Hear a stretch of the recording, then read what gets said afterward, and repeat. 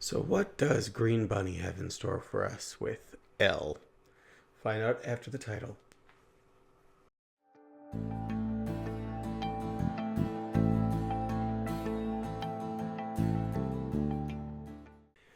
Well, hello and welcome to the H Binder. It is not my normal setup because I'm not shooting at my normal time. Actually, I am going to be doing something a little different than what I planned with L. So, I have some dogs who will not sleep, so I'm stuck staying up with them. Um, I don't know what's going on. I think it's a change in the weather. Who knows? But because I'm going to be up, I decided I should probably put something on to watch. So I am going to watch both episodes of L, and then I will report back, probably in different clothes, probably on a different day, to give my review and recap. Unlike what I've done with Saku and Magical Twilight, where I did episode by episode. Partially because I think these episodes are only 30 minutes apiece, and I'm probably going to be up for an hour, so might as well just watch both. Also, I kind of want to play with my scheduling a little bit and play with how I review these, because if I'm going to look at some longer series, I don't necessarily want to do like 6 weeks or 8 weeks of Bible Black, um, oh, it would be 4 weeks of Bible Black, and then how would that work? Or like 10 weeks of Night Shift Nurses. I don't. That's a lot. So I'm going to play with kind of doing full series recaps as well as, or like larger chunk episode recaps as well as single episode by episode recaps. Um, but yeah, so I'm gonna go downstairs and wait for my dogs to come back inside. I'm gonna pop on L, and hopefully, Green Bunny does us right with this one.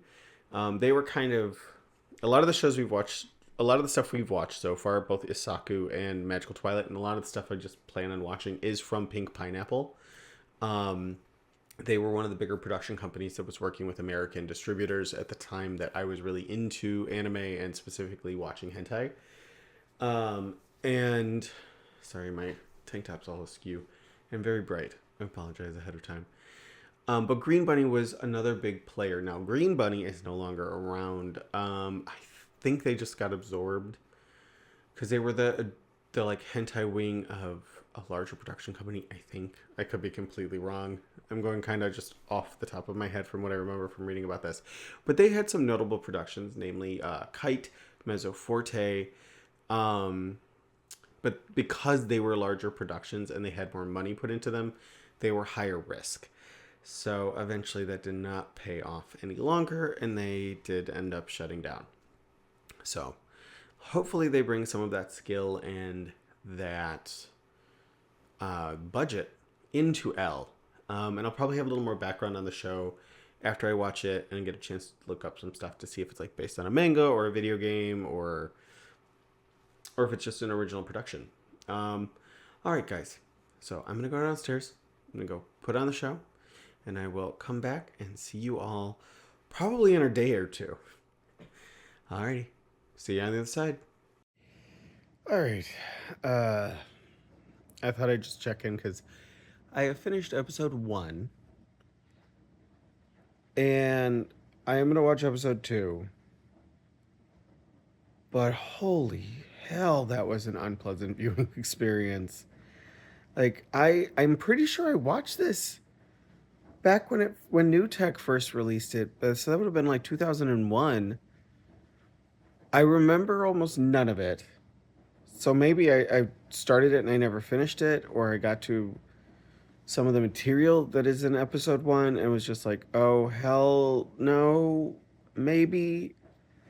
Um, so art wise, bright, colorful character designs are really, really interesting and diverse. They can't animate them for shit. They look like once they start moving outside of a few action scenes, everything looks terrible. The characters can't stay on model. But more than anything, this is a really confusing story that is just ugly. And I'm saying this after I just finished Isaku. I just finished a show where a guy uh, holds a bunch of people hostage and like humiliates them. And I find this uglier than that show. I'm also apologizing. I'll apologize for the audio right now. I'm just recording on my phone and on my mic and my setup. But so I'm going into episode 2. But I'm scared at what I'm about to see because episode 1 really, really pushed my limits. Not expecting that at all from this. At all. I was actually expecting this to be lighter. Like, it does have shades of Blade Runner in there, and there's some like sci-fi stuff. That was really what I was looking for, and those parts I don't mind. But oh, there is some prolonged torture stuff in this first episode that is just, it is bad. It is really bad. Let's see how this one wraps up. Let's see. I don't know if this one could redeem itself, to be honest. But we'll see. All right. See you guys after episode 2. All right. It's the next day. I'm actually working from home today because the dogs did not let me sleep. But I did finish watching Elle. My assessment of that show has not changed. The show has a lot of structural problems, and I think that comes from the whole reason it exists. So while I was watching the show, especially because this is very, very sex heavy, I was able to also do a little research on the whole history behind this. So Elle is based off a eroge from Elf that came out in 1991. The release of this specific OVA ties to the release of the remake of that 1991 game with updated art that has characters that resemble the characters in the show. So this was really done as a promotional for the game. Elf has done a lot of anime tie-ins with their series. They do Dokkyusei. Those have had mainstream and hentai versions. Like, they're big shows. So they were probably doing the same thing here, which was not uncommon at the time to use the anime as kind of a promotional material. Now, unlike some of those, this does tell a complete, although very muddled and messy story within the 2 episodes. You do get the full, at least as far as I could tell from what I could find, the full story of the, at least original game in the anime. And it looks like a lot of Green Bunny shows at the time. I was actually checking when it came out compared to some other shows. It has the same kind of look as like the La Blue Girl Returns episodes, because they did a revival for La Blue Girl and Yursuku Doji around in a couple of years of this release. And these were early digital paint shows, so they were very bright, very vibrant. The characters definitely had a more like fullness, roundness to their faces and bodies. Everything is definitely more cartoony and over the top, and which is interesting because this show is brutally dark, and it's weird saying that coming off of Isaku, which I went into that show. I think that's part of the reason I'm having such a hard time with this show. I went into Isaku knowing how dark that show was going to be. I had an idea of what the contents were, so I was mentally prepared, like, hey, this is not going to be a happy romantic comedy. This is going to be dark and pushing boundaries and all of that. And I don't think I expected that with Elle, which is weird because I know I watched this back in 2001 when New Tech released it. I had the original New Tech release. I had the set because they used to do box sets. I wish I still had. I had one for Welcome to Pia Carrot too, but I got rid of it because it was falling apart. But they released these sets, and I had the set for Elle, and I know I watched it because there were parts of the story that I remember. I just didn't remember how intense and dark and brutal this show gets. Without going into graphic detail, because I don't really want to talk about that part of it, for the first episode. So the general plot is this is set at post-apocalypse. We are in a city which is kind of the last stronghold of humanity, but they've been able to basically recreate a level of humanity where life seems normal. And doing this, they've created essentially a surveillance state. So there's these little cameras that fly around, and there is a police force called the Snipers. And these sons of bitches are all perverts. All of them are just power-hungry Most of them are men, with the exception of Elle, and they just are monsters. Opposing them, we have this group that is against the project that is basically building up the city, called Black Widows. And they are led by a leader named Gimmick. And we don't know who Gimmick is at the beginning of the show, but it's a pretty easy plot spoiler to spot. So we get a lot of back and forth as Gimmick tries to thwart the snipers, as well as bring down the government and the surveillance state within the city. I am making this plot sound more coherent than it is in the show. Just going to place that there. Okay. They go for we're going for Blade Runner vibes. We've got big holographic pop stars dancing in the middle of the city center.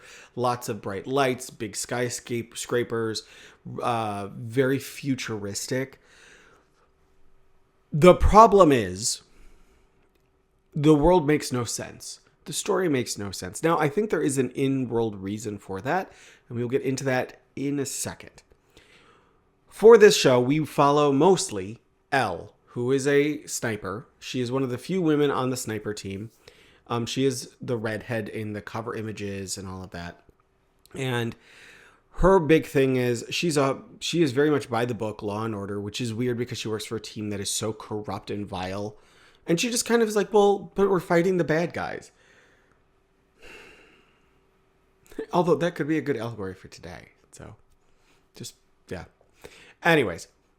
So we stick with her, and her story is she ends up saving this pop star named Parsley from being assaulted by 3 men. She just shoots the guys in the head.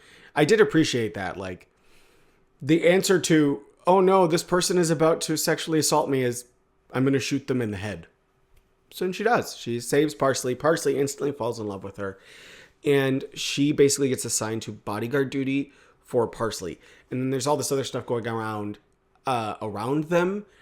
And there's a lot of characters. None of them are worth naming. They don't do anything.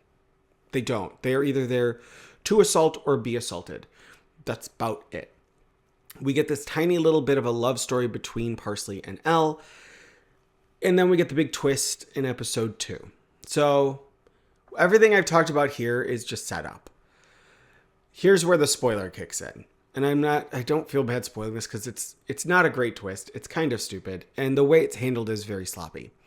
So what actually is going on is this is all happening in Elle's mind. It's a simulation being run by a computer that has kept the last 2 humans left in the universe alive and is trying to get them prepared to mate so they can continue the human race, while also creating these clones to kind of further human DNA.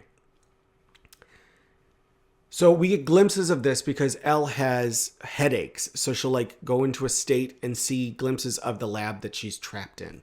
And they are using, I don't even know the point of this specific simulation, because the guy, the human male that the computer has, they're like, well, we should introduce him now. Oh, wait. You never meet him. He never shows up. What ends up happening is Parsley is actually a construct from the system that has fallen in love with Elle. So every time it goes through the simulation, it tries to keep her as a romantic partner and protect her, to the detriment of everyone around her. Some of whom are the minds of the clones, or some are just purely constructs within the system. And this is all very complicated sounding.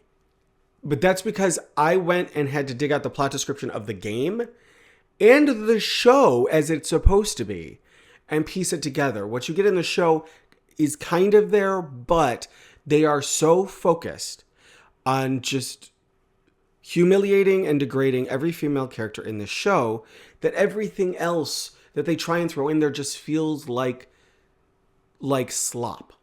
It doesn't work. It's messy. And it's candy-coated slop to boot, because it is brightly colored and it looks very pretty until the characters start moving. The animation is all over the place. Again, it's a situation where I think they didn't have a huge budget. They pushed the budget towards some specific scenes, specifically the sex scenes, but also there are a few action moments that are well animated. But in general, the animation, the character designs, They look pretty when they're still. Once they start moving, they go off model. They don't look great, which was actually a pretty common problem with early digital paint shows like this. They were just still learning the techniques. And this was definitely, it was a learning phase. But in the end, it's not good. It's not good. And it's so exceptionally cruel that it almost was painful to watch. There were times where I was fast forwarding because some of the stuff that was being presented, I was just like, I don't need to watch this. There was a scene. So the first episode, we start with this pop star and her guard having sex. After they're done, it turns out the pop star, she is actually a Black Widow. The guard is working for the sniper, so she's going to kill him, but he figured it out and he sabotaged her gun. And as he's about to kill her, the door busts open, and this hotel clerk who has been hypnotized by Gimmick shoots the guy in the head. And the pop star is able to get away, but she leaves the hypnotized, like, mind-wiped hotel clerk there to be captured by the snipers. So the entire episode, we get these snippets of her being interrogated by the snipers. And she obviously doesn't know anything because she was mind wiped. And she was put into a fugue state to kill this guy, to protect this pop star. But that does not change the fact that we get to see her go through such horrific things that I was just like, who is this for? And I mean, I know who it's for. And honestly, there's a bunch of people it could be for. I don't want to... I have a weird approach to... I have to come at a weird approach with this stuff because, yes, my brain instantly goes to what sicko would watch this and be turned on. Because there's stuff involving... we get enemas again. Carryover from Isaku. We, again, do not get the aftermath of the enema, and I appreciate that. The worst of it is actually involving electroshock torture that involves jumper cables in very specific and sensitive parts of the body. And even though it's animated, I was truly horrified, which is not any of the worst stuff I've ever seen. I think that's probably why I wasn't so shocked by it when I originally watched it. I was probably more desensitized because I have not seen anything like this in a while. But this is literally throughout the 30-minute episode, we just keep cutting back to what's happening to this poor woman. And the twist is she eventually is like, I'll tell you everything. She's lying. She doesn't know anything. But she tells the snipers, I'll tell you everything. I'll tell you everything. Just stop. And the guys running the interrogation are just like, oh, she's not talking. Well, we should do this again. And they like turn up the electricity. And then they eventually just assault her. And they break her completely, which I know that is a very popular trope with these types of shows. Later on, we get piercing. We get a lot of stuff where I was just like, it's very pain focused. Didn't love that. And the show really... Let me explain how... The thing that actually tipped me into like, whoever did this show just does not like any of the female characters. Maybe doesn't like women. I don't know. And it has nothing to do with the assault scenes. Because I could probably say the same thing about Isaku, but Isaku, in the writing in that, the villain is so corrupt and so dark. And the female characters actually are fairly well-rounded. And especially Mayuki, like, she's a very strong character. We don't really get that here. Because Elle is kind of always pushed to the side to have this story going on with Parsley. That name. But there is a scene later on, towards the end, where there's a big shootout. And one of the characters, a nurse who we see throughout the show, I don't remember her name. She's not really a character. She's just there. Turns out to be a Black Widow, and she's involved in the shootout, and she gets shot, first in the chest, then in the head, and her corpse lands on the ground. Well, because it's a simulation, the simulation is starting to wind down, everything starts vanishing, and they have her clothes vanish. So she's a corpse at this point. Her clothes vanish, so she's laying there naked, boobs jiggling, and then her bloody corpse vanishes. Her naked bloody corpse. And it's just like, that is a level of fan service I didn't know really existed, nor did I really want to see it. I'm being very harsh on this show, but I think partially it's because when I went into it, it was darker than I expected, but also this was the beginning, and I realized that this was not the only show that was doing this. This was the beginning of a time when these shows were getting progressively more brutal. They were leaning into territory that was very heavily non-consensual. It was very mean and cruel. And that's always kind of been there. This gave me major Professor Payne vibes. If you've seen that show, you know what I'm talking about. I don't know if I'll ever cover it on here more because I don't want to spend the money to rebuy it. But yeah. Now, when I say, I had mentioned I have to come at this from a bunch of different angles. There's obviously the angle of like, there's someone who's watching this who just loves degrading women and hates women and finds this the sexiest thing in the world.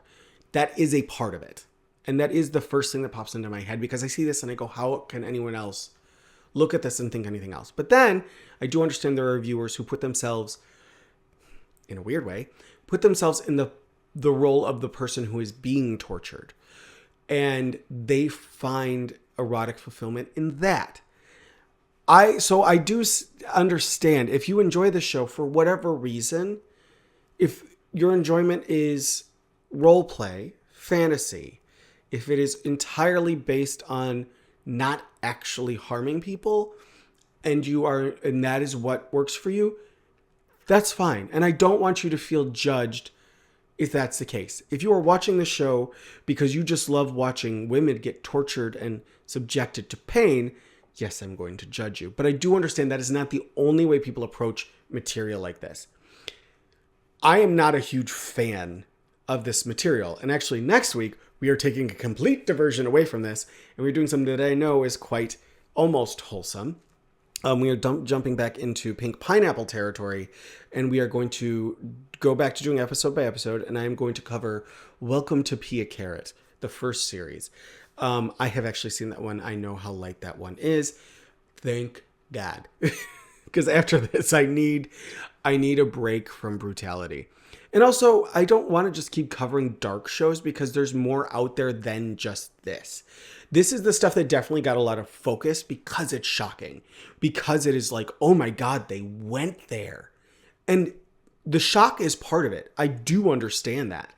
I do fully get that, like, a lot of this stuff was not even done to pay lip service to specific fetishes or kinks. This was done because it was shocking and it was getting noticed because of the extreme content. I do understand that. It's I'm not going to say the trauma approach because trauma never would go this mean, but it is that kind of schlock approach where it's like, get the butts in the seats by making them horrified by what they're watching, but make it so that they can't look away and maybe make them feel a little dirty for liking it or watching it. I didn't feel dirty when I was done. I just was like, this is badly done. The storytelling is a mess. Oh, big twist. Parsley is gimmick. You could figure that out pretty quickly when you watch the show.